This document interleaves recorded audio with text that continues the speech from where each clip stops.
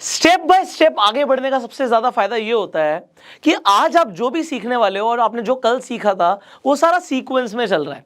तो कल आपने जो प्राइस एक्शन को समझा, आज हम सीखने वाले हैं ब्रेकआउट एंड ब्रेकडाउन। ये किस तरीके से होते हैं, इन्हें कैसे हम ट्रेड करते हैं। इनफैक्ट जो कल आपने सपोर्ट रेजिस्टेंस के अकॉर्डिंग एंड ट्रेंड के अकॉर्डिंग ट्रेड करना सीखा था, आज एग्जैक्टली उसे हम कंटिन्यू करने वाले हैं और जो हमने कल समझा था उसे ही यहां से कंटिन्यू करूंगा।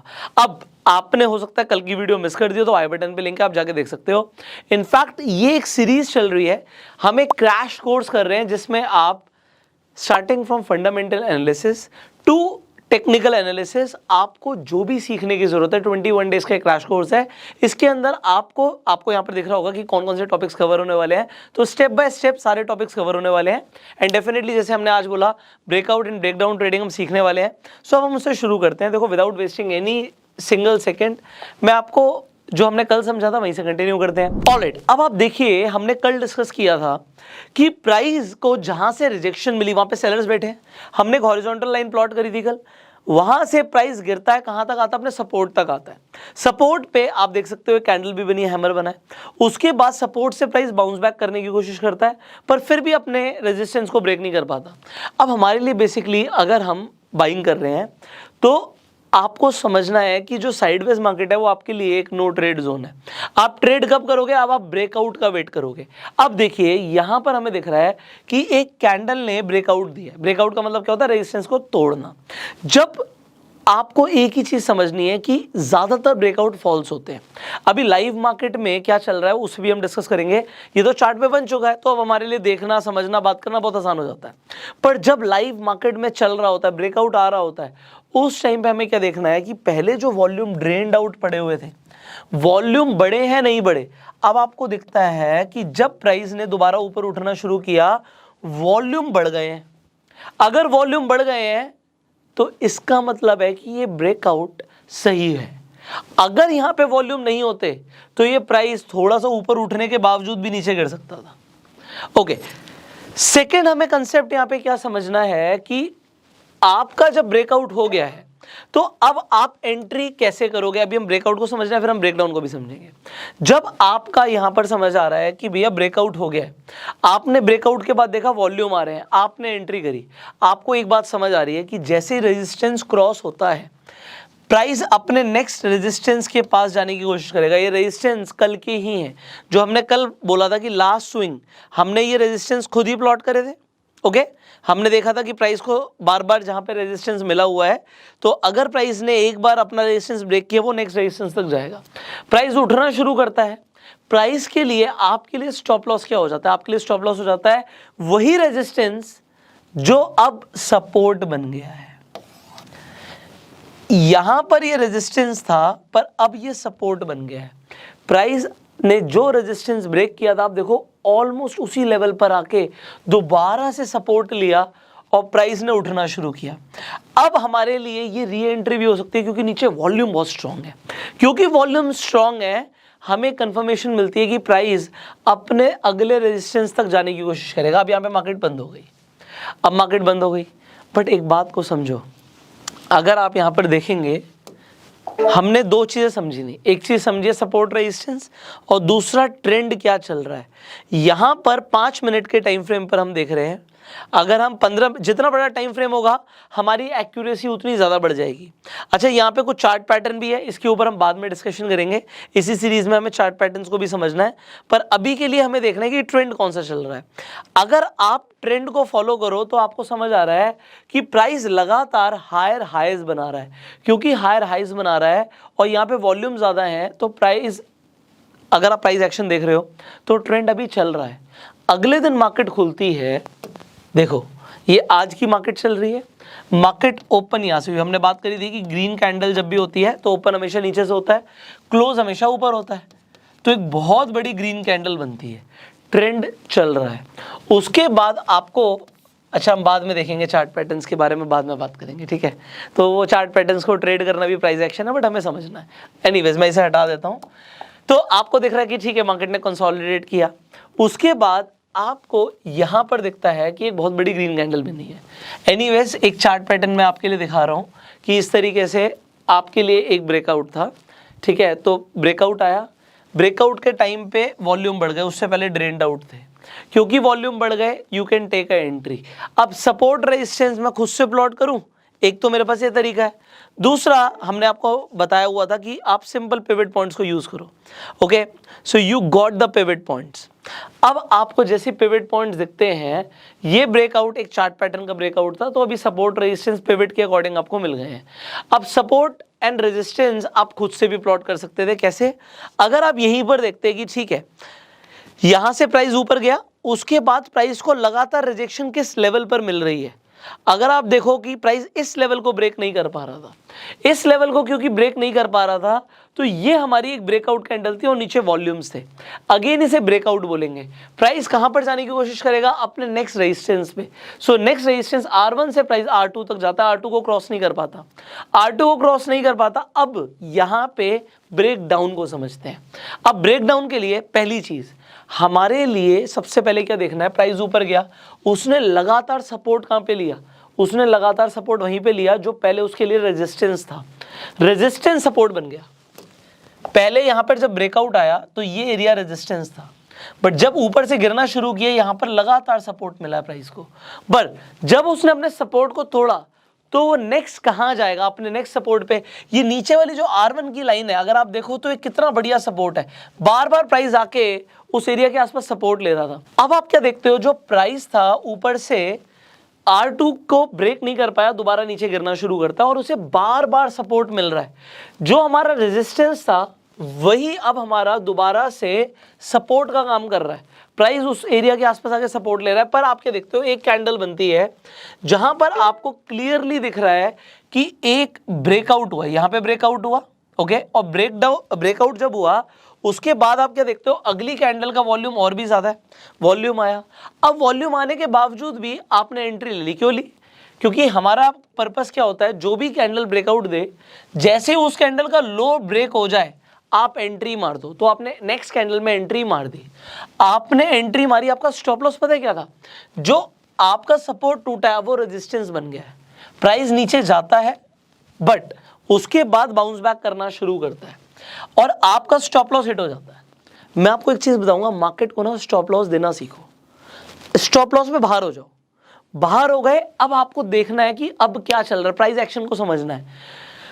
जर्नली अभी मैं आपको ये लिखकर भी समझाऊंगा कि प्राइस ना रीटेस्ट करने के लिए वापस आता है। उसने बाउंस बैक किया पर वो R2 तक नहीं पहुंचा और दोबारा गिरना शुरू करता है। अब जब दोबारा गिरा, यहां पर आप देखते हो दोबारा से हमारे लिए ब्रेकडाउन आया है। ब्रेकडाउन के बाद आप नेक्स्ट कैंडल का वेट करते हो। आप नेक्स्ट कैंडल पर देखते हो कि नेक्स्ट कैंडल पे यहां पे वॉल्यूम कम है, कोई बात नहीं। उसके बाद आप क्या देखते हो कि भैया लो ब्रेक हो गया। जैसे ही लो ब्रेक हुआ, आपने वॉल्यूम डेफिनेटली चेक करना है, वॉल्यूम कम है, ये फॉल्स ब्रेकडाउन भी हो सकता था। पर उसके बाद वॉल्यूम बढ़ने शुरू करते हैं, नेक्स्ट कैंडल में वॉल्यूम बढ़ना शुरू करता है एंड यू सी कि दोबारा से लो ब्रेक हुआ है। अब जब लो ब्रेक हुआ, you take the entry again. आपने ब्रेकडाउन पे दोबारा एंट्री ले ली। आपका स्टॉप लॉस क्या है? ये छोटा सा, ये जो हमारा अभी रेजिस्टेंस बन चुका है सपोर्ट टूटने के बाद, ये हमारा दोबारा से स्टॉप लॉस है। अब अगर आप 1:2 1:3 के हिसाब से ट्रेड करते हो तो आपको यहाँ पे बहुत अच्छा ट्रेड मिला है, पर आपको आइडेंटिफाई करना पड़ेगा कि मार्केट में चल क्या रहा है।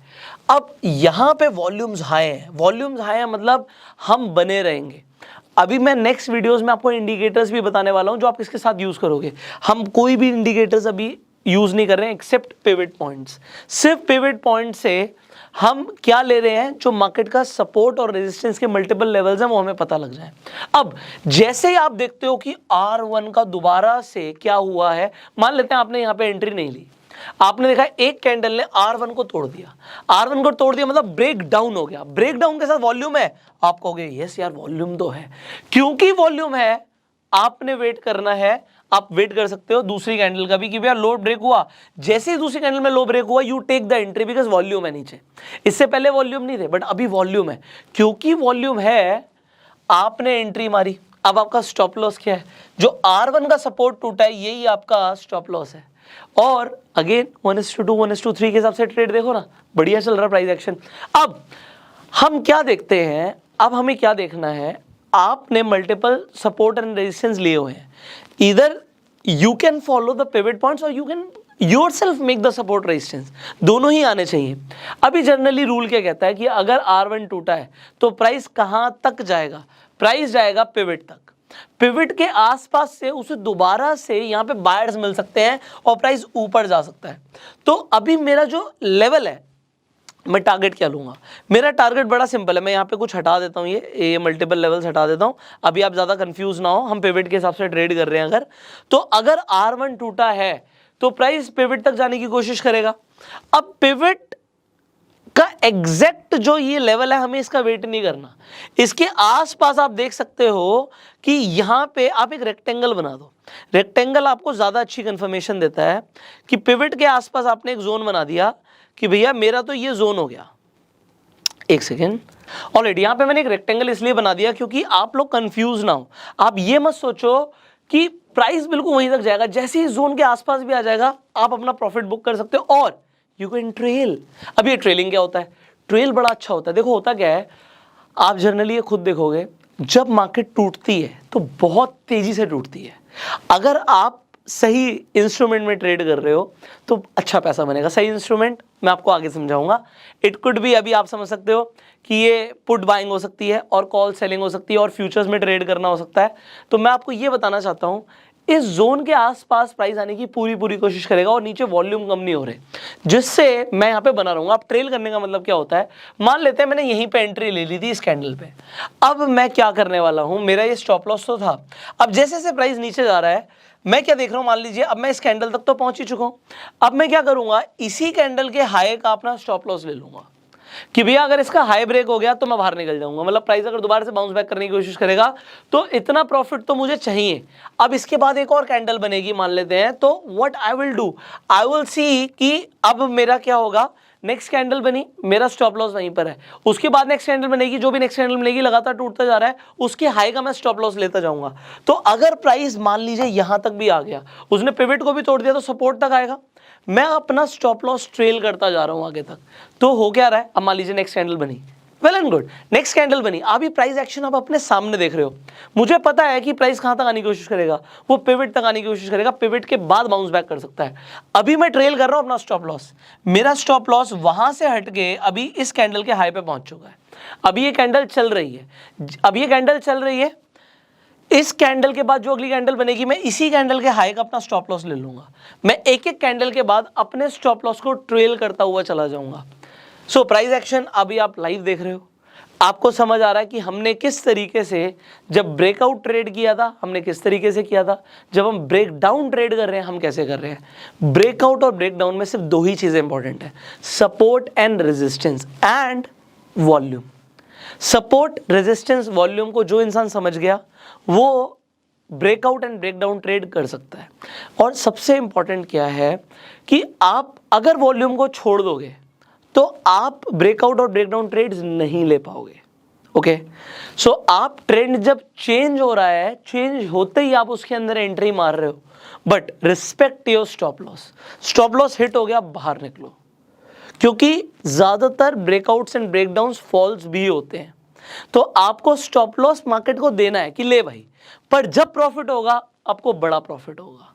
सो I hope you understood this concept. So breakout and breakdown को समझाने की मैंने अपनी तरफ से पूरी कोशिश करी है। मैंने आपको बोला था कि मैं आपको थोड़ा सा और भी समझाऊंगा, उसमें इंपॉर्टेंट क्या है बस मैं आपको वो बता देता हूं कि आपको सिर्फ एक चीज समझनी है कि प्राइस हमेशा रीटेस्ट करने के लिए आता है। मान लीजिए ये हमारा रेजिस्टेंस है, ये हमारा सपोर्ट है, ठीक है, ये रेजिस्टेंस है, ये हमारा सपोर्ट है, प्राइस चल रहा है, आपको दिखा ब्रेकआउट हुआ, पर प्राइस रीटेस्ट करने के लिए नीचे आ सकता है और वो दोबारा से ऊपर जा सकता है। तो रीटेस्टिंग जो है यहां पे घबराना नहीं है, एंट्री दोबारा मिलती है, दोबारा एंट्री ले सकते हैं। प्राइस नीचे गिर रहा है, ओके, ये गिरा, अब यहां पे गिरा, वो दोबारा से रीटेस्ट करने के लिए ऊपर आ सकता है पर फिर नीचे गिर सकता है, तो एंट्री आपको अगेन एंड अगेन मिल सकती है। सो ये रीटेस्टिंग वाला कंसेप्ट दिमाग में हमेशा रखना है। अब आपको ये वीडियो कैसा लगा कमेंट करके जरूर बताइएगा, अपना प्यार देने के लिए लाइक कर सकते हैं।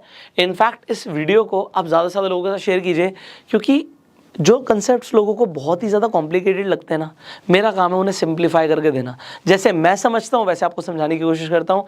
And I hope you enjoyed this video. So अगर आपके पास अभी तक डीमैट अकाउंट नहीं है, आप जाके अपस्टॉक्स पर रेफर एंड अर्न करके भी पैसे कमा सकते हैं। बहुत सारे लोग ऑलरेडी कमा रहे हैं, you can also earn. So open your free account, वहाँ पे मेंटेनेंस चार्जेस भी नहीं है। And will see you in the next video. Till that time you share this video and go self made.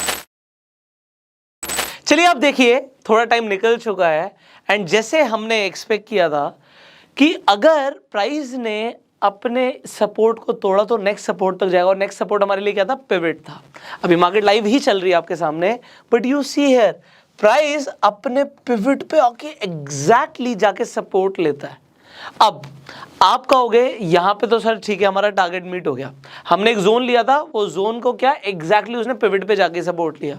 अब आप लोग भी पिवट्स को यूज कर सकते हो। यहां पे इंपॉर्टेंट क्या है, अब इसके बाद कुछ लोग यहां पे बोलेंगे सर इसके बाद क्या? अगर अब हम प्राइस एक्शन देख रहे हैं तो अब इसके बाद क्या? देखो अब दो चीजें हो सकती हैं। प्राइस ऊपर उठ रहा है, उसने जो कैंडल जहां पे सपोर्ट लिया, नेक्स्ट कैंडल ने उसके हाई को ब्रेक कर दिया। तो अब दो चीजें हैं। पहली चीज तो अब यहां से प्राइस अगर उठना शुरू होगा तो कहां तक जाएगा? उसके लिए रेजिस्टेंस ऊपर बना हुआ है, तो यहां पे रेजिस्टेंस बना हुआ है, इस जोन के आसपास आएगा तो प्राइस यहां से उठते हुए यहां तक आ सकता है। उसके बावजूद भी आप दो चीजें हो सकती हैं, या तो प्राइस इसी के बीच में मूव करता रहे तो साइडवेज मार्केट हो गई, और दूसरी चीज क्या हो सकती है कि प्राइस यहां से नीचे जाए और इसे तोड़ दे। अगर यहां पे पिवट टूटता है जो कि सपोर्ट है, तो प्राइस कहां जाएगा? नेक्स्ट सपोर्ट तक जाएगा। सो सिंपल चीज़ है, इफेक्टिव चीज़ है। आई होप आपको समझ आ रही होंगी।